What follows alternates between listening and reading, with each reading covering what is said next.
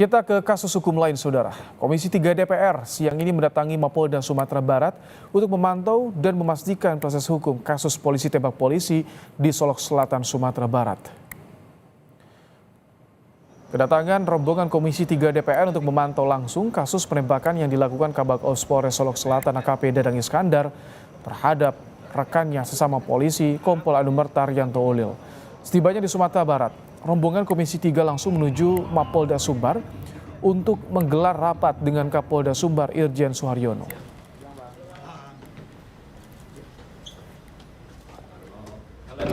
Apa yang terjadi kemarin ya kita merapat. Poin-poinnya apa sih nanti, Bang? Apa aja poinnya? Ya, poinnya kemarin aja perkara terkait dor-mendor aja. Ada lokasi nggak, Bang? Enggak.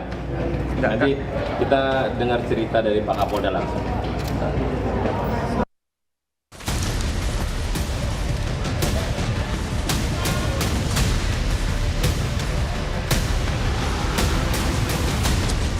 Keluarga Kompol Anumerta Rianto Ulil Ansar menyatakan seluruh keluarga merasa sedih, marah, dan kecewa atas kehilangan Rianto Ulil. Kemarahan pihak keluarga karena yang menghilangkan nyawa korban bukan orang lain, tetapi rekan di tempat tugasnya sendiri, sesama anggota polisi. Pihak keluarga berharap Kapolri dan seluruh jajaran Polri dapat menegakkan keadilan dalam proses hukum penembakan yang merenggut nyawa Kompol Anumerta Rianto Ulil. Kami tidak bisa mengungkapkan rasa sedih, juga marah dan kecewa. Kami semua sedih karena kehilangan harapan kami. Saya yakin juga Polri kehilangan aset yang berharga. Negara ini kehilangan aset yang berharga. Kami sangat sedih. Polda Sumatera Barat menutup aktivitas tambang galian C ilegal yang menjadi akar permasalahan polisi tembak polisi di Polres Solok Selatan dan mengamankan 1 unit alat berat di lokasi tambang. Kini Polda Sumbar memburu pemilik tambang galian C ilegal tersebut. Tim Suspolda Sumbar langsung melakukan penutupan lokasi tersebut. Sampai saat ini masih dilakukan pemeriksaan terkait dengan kepemilikan operasional tambang tersebut. Sampai saat ini masih didalami dan semoga dalam waktu dekat bisa segera terungkap. Dari kasus polisi tembak polisi di Kabupaten Solok Selatan, Walhi Sumatera Barat berharap Kapolri mengambil alih kasus tersebut agar tidak menjadi konflik internal dan benalu penegak hukum, sekaligus menjadikan momentum pembersihan di tubuh Polri dari pelaku kejahatan lingkungan. Kasus ini seakan mengkonfirmasi rahasia umum kejahatan lingkungan tambang ilegal dibikin oleh oknum-oknum penjabat. Kapolri harus asistensi langsung kasus ini, jadikan kembali kasus ini momentum membersihkan tubuh Polri dari pelaku kejahatan lingkungan. Seluruh penjabat dan anggota Polri yang terbukti terlibat dalam kejahatan lingkungan tambang ilegal harus dipecat dan dihukum. Pastikan swasta ini kegiatan.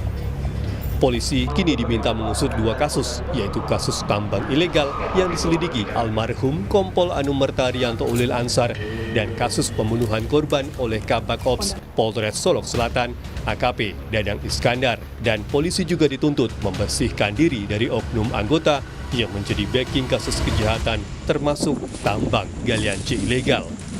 Tim Liputan Kompas TV.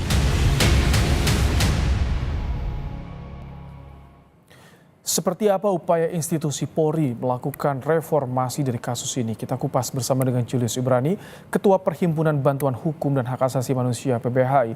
Selamat petang, Bang Julius. Selamat petang, Ibrahim. Baik. Terima kasih. Ini ada dugaan kasus polisi tembak polisi ini terkait dengan backing tambang ilegal. Bagaimana Anda melihat apakah ini bisa terungkap secara komprehensif sampai akar-akarnya?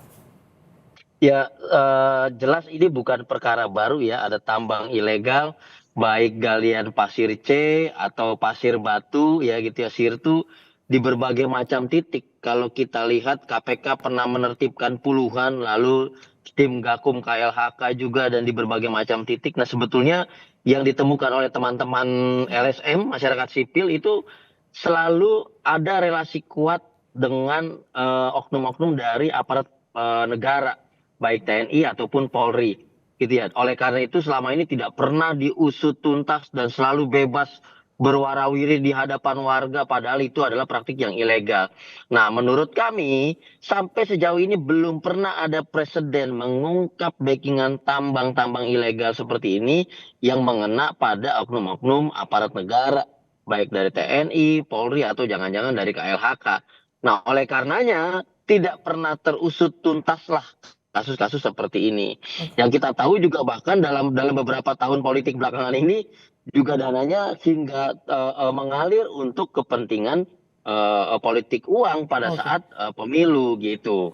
Tapi kalau untuk di kasus ini ketika ada atensi langsung dari Kapolri, dari Komisi 3 DPR, apakah ini bukan jaminan kasus ini bisa terungkap siapa sebetulnya backing di balik dugaan tambang ilegal ini? Nah, sebetulnya tanpa perlu ada pengawasan dari Pak Kapolri, tanpa perlu ada tekanan dari DPR RI, ini sudah lebih bahkan ya, cukup dari satu nyawa perwira yang bernama Ulil itu terkandung undang-undang Polri yang hidup gitu ya. Dan sekarang undang-undang Polri yang ada di AKP Ulil telah meninggal dunia, dan oleh karenanya harus dibangkitkan kembali. Dengan cara apa? Dengan cara mengusut tuntas siapa yang bermain tambang di situ, siapa operatornya, siapa backingnya.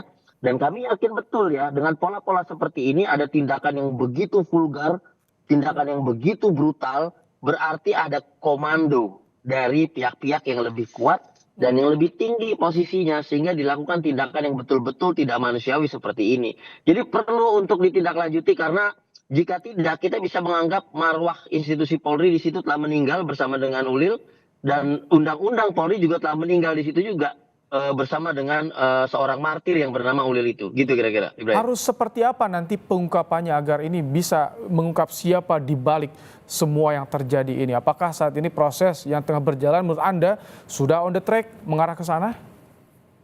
Menurut saya tidak. Karena sebetulnya dalam pengalaman kami ya, kita pernah mendampingi masyarakat yang terdampak buruk akibat galian-galian pasir C ilegal ini. Kami dapat dengan mudah kok mengidentifikasi siapa orangnya, siapa mandor lapangannya, siapa operator lapangannya, siapa aparat backing yang di belakangnya, itu dengan mudah. Tetapi dalam beberapa hari perkembangan terakhir, ada pernyataan-pernyataan publik yang dikeluarkan oleh Polda Sumbar gitu ya, itu masih mengatakan oh belum tahu, masih diperiksa dan segala macam. Ini bukan sebuah keterlambatan ya, atau kelambatan dalam hal investigasi, tapi kami menduga di sini akan ada kompromi untuk menutupi masalah-masalah seperti ini gitu. Dan tentunya kalau caranya seperti itu, maka akan ada martir-martir AKP Ulil yang lain yang akan kita korbankan demi galian ilegal kayak gini. Jadi belum on the track, masih jauh daripada target untuk mengungkap backingan. Dan yang paling penting lagi, kita punya dosa besar satu institusi Polri, satu Indonesia ini terhadap AKP Ulil yang sudah menjadi martir gitu, Ibrahim. Ini ketika Kompolnas sampai turun langsung, Komisi 3 turun langsung, Kapolri udah ada tegas, tidak akan transparan pengungkapan kasus ini. Apakah masih akan ada yang ditutup-tutupi menurut Anda? Mari kita perhatikan, Ibrahim, turunnya para pihak ini apakah turun untuk menggali fakta di lapangan bersama-sama, ya, membentuk tim khusus, atau turun hanya menyatakan sikap dan menekankan target-target tertentu saja. Apabila demikian, ini maknanya sama saja menyudutkan satu pihak, yaitu Polda Sumbar.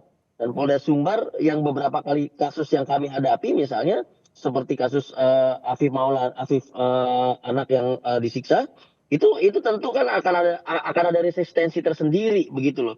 Makanya datang ke lapangan itu memberikan dukungan sekaligus bekerja bersama melakukan investigasi secara terpadu, bukan hanya menekan Polda Sumbar saja. Ayo targetnya sekian, ayo ungkap, ayo. Jadi kalau menurut Anda investigasi kasus ini apakah perlu dilibatkan pihak luar, dibentuk tim pencari fakta atau bagaimana? Jelas, persoalan ada di dalam.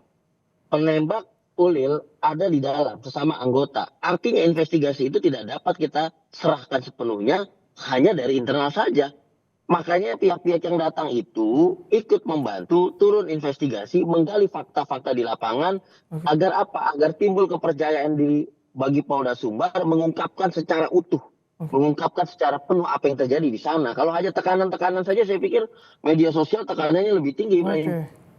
Jadi Anda melihat memang dari pelaku ini diduga ada yang melindungi begitu besar dan sulit untuk bisa diungkap.